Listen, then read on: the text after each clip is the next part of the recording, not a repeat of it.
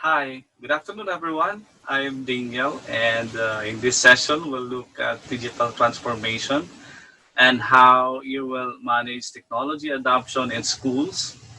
I will also share our own experiences and our journey on how we were able to develop our education continuity plan to respond to the new normal way of teaching and learning. So let's get started. I would like to share to you my screen right now. Again, I'm Daniel Timbal. I'm an EdTech specialist and community engagement and extension coordinator of San Pedro College Basic Education Department in Davao City. I would like to start my discussion with the COVID-19 situation and how it contributed to the drastic change to digital transformation. Over the last decade, many school systems have not maintained pace with technological advances, and most of our schools here in the Philippines have not provided widespread access to digital tools. When the pandemic hit us, the disruption revealed systems that are already struggling to support all learners. However, it also gives us the opportunity to transform education across whole systems.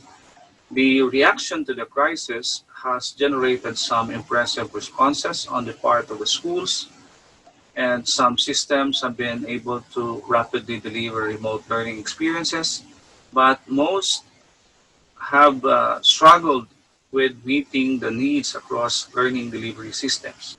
Now, it becomes evident that technology has played a critical role in the delivery of learning.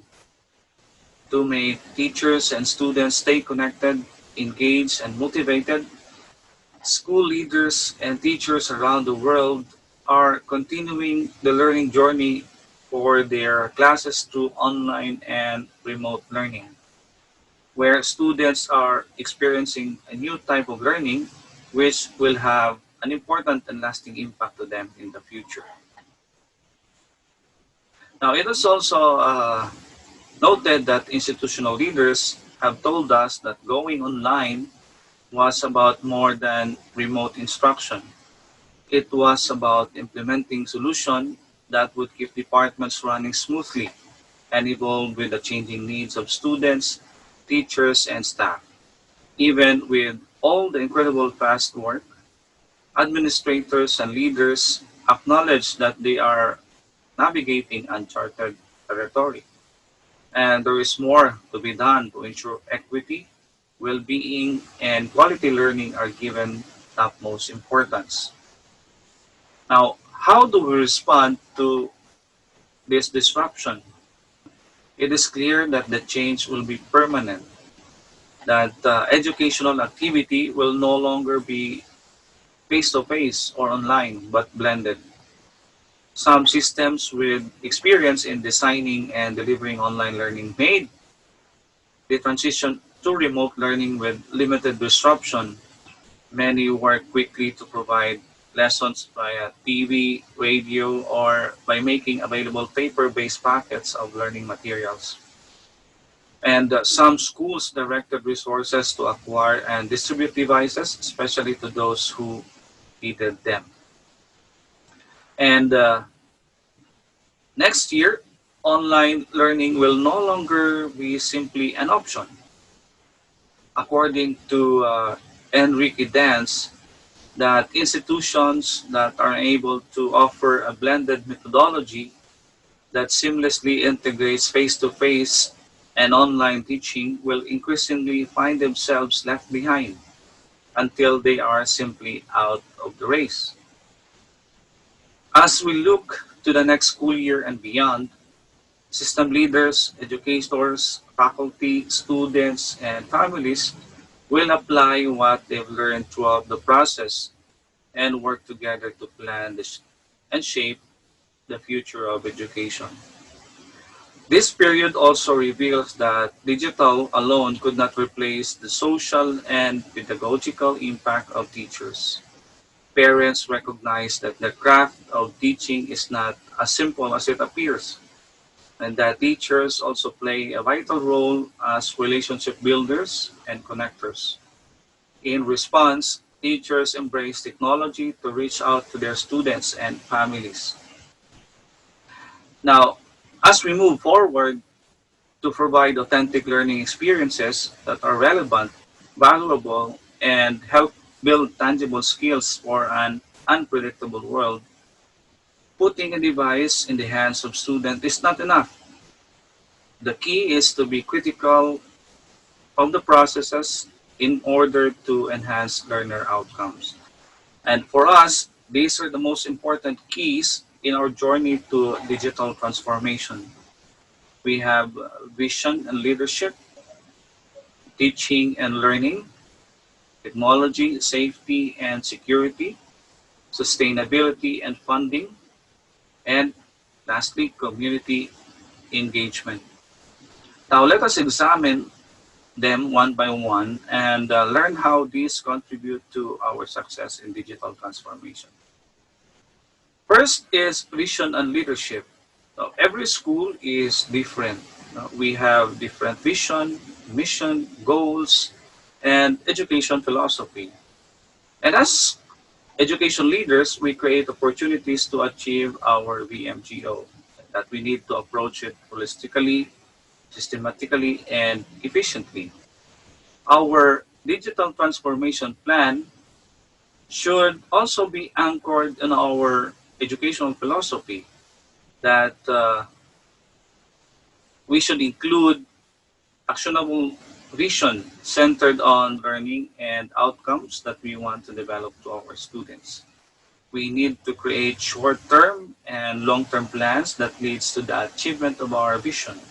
Thus, we need also strong school leaders to develop a clear, succinct vision to drive change. Also, we need to share the same vision to our stakeholders, making sure that we are working together towards the achievement of our goals by creating a rationale that shared by leaders and other stakeholders. We can create a momentum for long-term impact, asking ourselves, what could a transformed school look like? The image shows every stakeholder's example visionary outcomes in aiming for digital transformation. For school leaders, maybe an improvement of rankings and graduation rates and reduce dropout rates. For teachers, it may be opening up new pedagogical opportunities with tools to understand and refine impacts. And an example outcome for students would be a more engaged, empowered, and supported. Also, students develop essential skills for future employability. For the parents, the result would be that they can support their child's learning needs. And for other personnel, would be simplification of processes using intelligent data-driven analytics and automated procedures. As education leaders, we should also look into the key trends in education technology adoption and the framework for 21st century learning, which will serve as a guide in our digital transformation. We'll look at the trends in standards and assessment, curriculum and instruction, professional development, and learning environments as important factors for success. Also, we include the different skills such as life and career skills, the 4Cs, learning and innovation skills, and media and information technology skills to our digital transformation plan. This is an example framework for the 21st century learning. And looking at our vision, our end goal should be to enable a complete reimagining of the teaching learning process. Now, according to Rachi, digital transformation is also about a change in culture as it is about technology. And Microsoft offers a very good assessment tool to assess and begin your digital transformation journey in education. I also would recommend reading the Microsoft K-12 Education Transformation Framework, which is shorter but with the same key areas. It's a quick start guide for education leaders on how to facilitate the process of envisioning what's possible and developing a strategy to achieve it. So, with strong visionary leadership, this ensures that we will be able to meet our vision. Next is teaching and learning. We ask ourselves how well supported are our teachers when it comes to embracing digital transformation. With many teachers trained for a completely different classroom, it's a huge challenge to get widespread commitment to the digital paradigm shift. Without the right tools, training, tech support, financial support, and moral, teachers can easily fall back on old strategies out of pure stress. Now, in John Hattie's Visible Learning series, the largest ever meta-analysis of the factors affecting educational outcomes revealed that five of the strongest influences on student achievement involves teachers. Teachers really matter, so we need to create a systematic approach in conducting professional development and learning paths. We need to provide the required technology tools. We also need to plan and personalize teachers' professional development. We need to empower them. We need to identify and empower teacher leaders and change makers in our school. Now, some teachers will be more willing to participate in the process of digital transformation than others. Leaders need to be deliberate about identifying and supporting change agents and empowering them to lead those who lag behind. So in that innovation adoption curve, there are really laggards. So we need to empower those who are innovators and early adopters to help those who are laggards. When teachers are given attention, development, and support to become leaders, outcomes improve across the board and students do better. In creating professional development strategies, we need also to include these five areas. Mentoring and coaching. It is very important to have mentoring and coaching in your subject area or department, especially that new teachers are always coming every year. We also need to create subject area and grade groups to tailor teacher training to specific areas and personal needs. Further, we also need to have a teacher research group which will try out new approaches in pedagogies and lesson strategies. This group will become our innovators and learning leaders. Also, it is very important to provide teacher feedback. No? This helps teachers to improve their teaching skills by identifying and developing specific areas of their teaching for improvement. Feedback also improves the way they relate to students and colleagues and boosts job satisfaction and greatly improves student outcomes. And most of our schools are doing one-time training only, which is not enough to get positive outcomes of our teachers. Having a structured, well-planned, and serious professional development strategies, teachers will be able to design learning activities that is anchored from sound instructional design principles and that are aligned in industry goals and standards, thus better student outcomes. Next is technology, security, and safety. School leaders should recognize that we are no longer working on a temporary or stopgap solution. It is evident that until treatment, vaccines, and large-scale testings are available to all, the delivery of education in both physical and remote settings is essential for the case of COVID-19, and that technology is a crucial part of education during this new normal, as we call it. We should also recognize that this is the time to move beyond the blend of traditional teaching and online instruction to something more. Thus, we ensure that technology and learning platforms that we use supports our learning goals. We also need to consider the safety and security of our different processes and activities.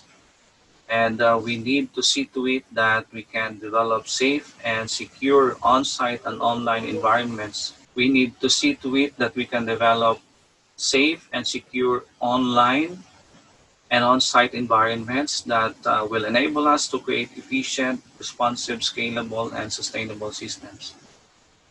And the technology we use is capable of providing advanced analytics for system improvements and visibility into teaching, learning, and administration progress within and across classrooms and schools.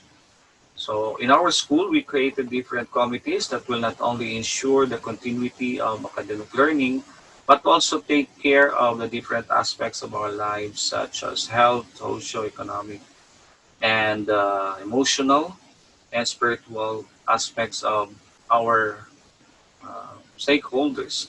Next is sustainability and funding. Identifying our source of sustainable funding will support our digital transformation vision is also very crucial. We ask ourselves, do we have enough funding to support our transformation under all circumstances? Maybe in the best, likely, or worst cases.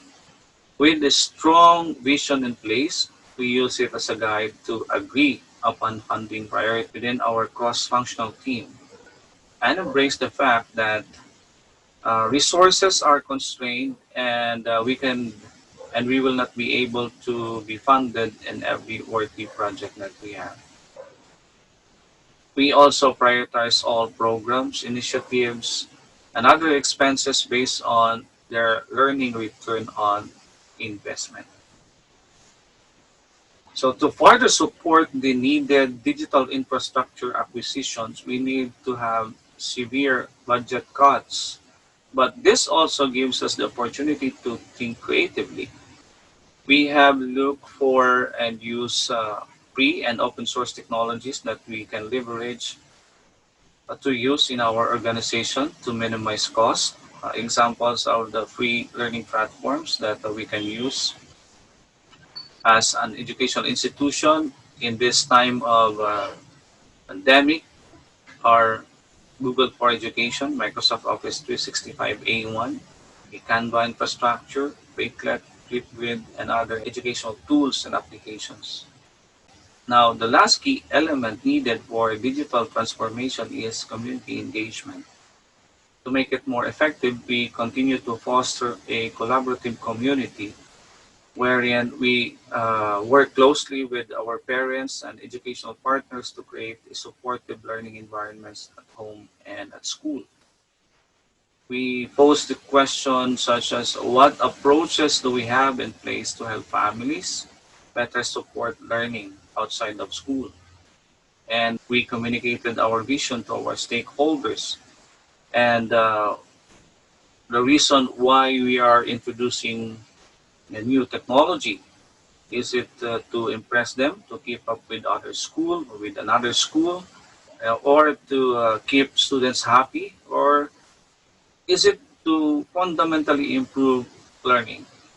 We also constantly coordinated with parents to help us manage technology use at home and created tips to help parents to protect their children. Considering today's social media and web-based communities provides exceptional opportunities for us, for learners, for parents, and caring adults, and peers in diverse and specialized areas of interest to engage in shared projects and inquiry. The picture, that's before the COVID-19. So as an extension officer, I visit schools and created programs for the community and our partner communities. But right now, due to limited resources, we use uh, digital and web-based communities to share our projects and maintain our partnerships with different institutions before, no? Because we know that it is very important also to continue our engagement.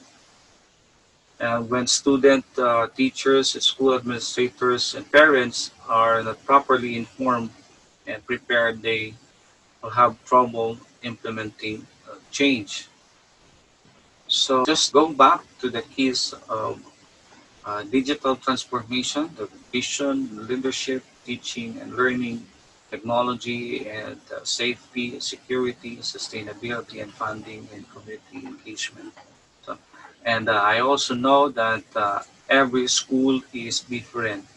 Now, on the image, you will see the technology transformation in 21 steps taken from the Microsoft Education Transformation Framework, wherein different phases are listed to achieve complete technology transformation. Now, most schools fail because they start with number 20 instead of number 1. So, in order to succeed, you need to do it in different phases and in step-by-step process. You should start with understanding the content of your institution, which I discussed already, the shared vision to everyone in the organization. And for phase two, you should research the best practices, create different activities such as beginning to create future learning environments. For phase three, engagement and prepare your community. So we need to build a culture, implement professional learning strategies, and those things that I have mentioned. For phase four, we have to implement our plan. And again, we have to conduct a readiness assessment. Microsoft is offering an assessment tool free for schools to use. We have to consider also our implementation options and project plan. And we need to outline different strategies to creatively manage the immediate issues while building a bridge to a reimagined education system. In the end, we continue to constantly reflect more deeply on what is being learned during this disruption and capture those insights to develop learning models once the current restrictions are relaxed. We need also to identify our strengths, needs, and system gaps during this process and further filter through the lenses of equity, well-being, and quality learning. The reflective prompts on the image serves to identify issues and opportunities during our transition and beyond. So with equity, well-being, and quality learning in mind and being prioritized, the system gaps will be noticed and addressed. And only when we understand our deficiencies, we can begin to transform them.